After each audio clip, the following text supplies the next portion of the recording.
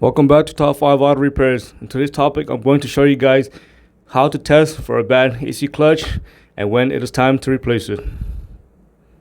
Welcome back to Top 5 Auto Repairs. In today's topic, I'm going to show you guys how to quickly test for a bad AC compressor clutch.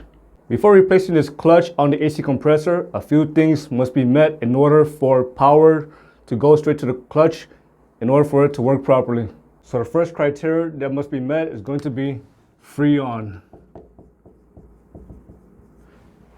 If Freon is extremely low, or let's just say you have a leak in the AC system, this clutch will not activate and the AC compressor will not work. The second criteria is you have to make sure that the fuse and relays are working properly for the AC system. So the third criteria is going to be pressure switch. The pressure switch must work properly in order for it to sense Freon in the AC system, and once it senses Freon in the AC system, it's going to activate that clutch in the AC compressor. The fourth criteria is going to be you need to make sure there is no issue with connection or wire. Again, if you have an open or short somewhere in the AC system, again, the AC clutch will not work properly.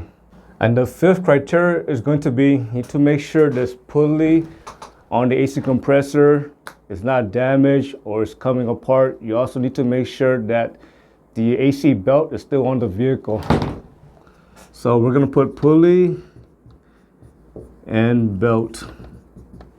Inside a typical AC compressor, basically in the clutch area, you're going to have the clutch on the front end, you're going to have the pulley.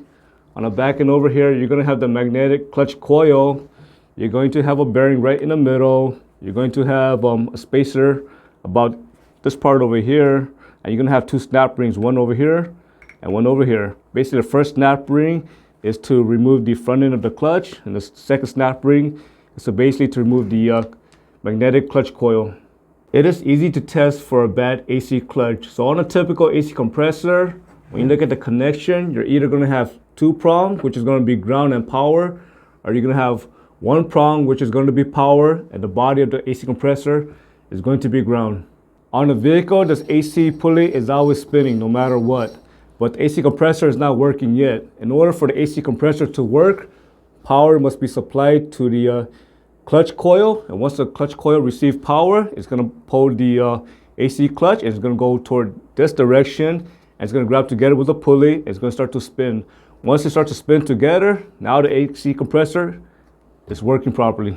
So here I'm going to activate the AC clutch. Again, when I supply power, the clutch over here should move slightly going toward this way.